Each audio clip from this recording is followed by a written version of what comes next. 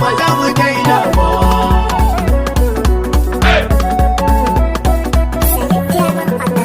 Tare gashi Adamu yan baira duk wasifa ba za mu daina ba. Tare gashi Adamu yan baira duk wasifa ba za mu daina ba.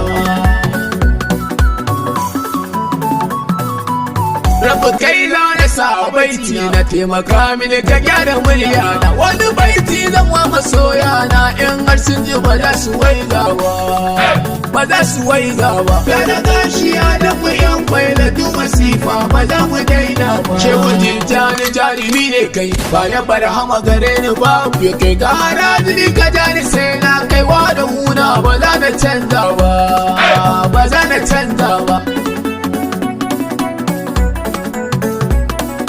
Muna ɗariƙar sufaye kuma a cikin da nake da ƙawaye mun ƙaryata du masu alaye ba mu ba wasu yan nanaye wannan dai shine kai waye.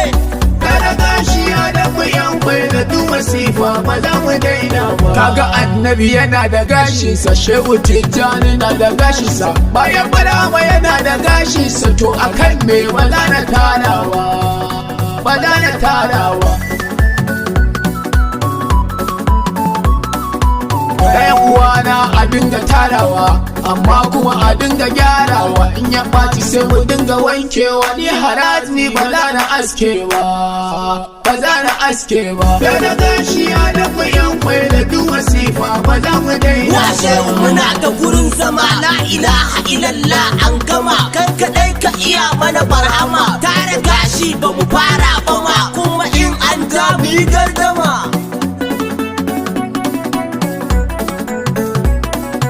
Annabi na tuba ya abana na dan Allah kada a duba aikina dan na san ina da aibuna na tuba to ba za na sake ba ba za na sake ba. Kada gashi ya dafa yan kwai da duk wasifa ba za mu daina ba. Kai mai zagi je kada zagin ka mai suka ka dinga sukar ka mai raddi ka yi ta raddin ka faila muke ba za mu canza ba mu ba za mu canza ba.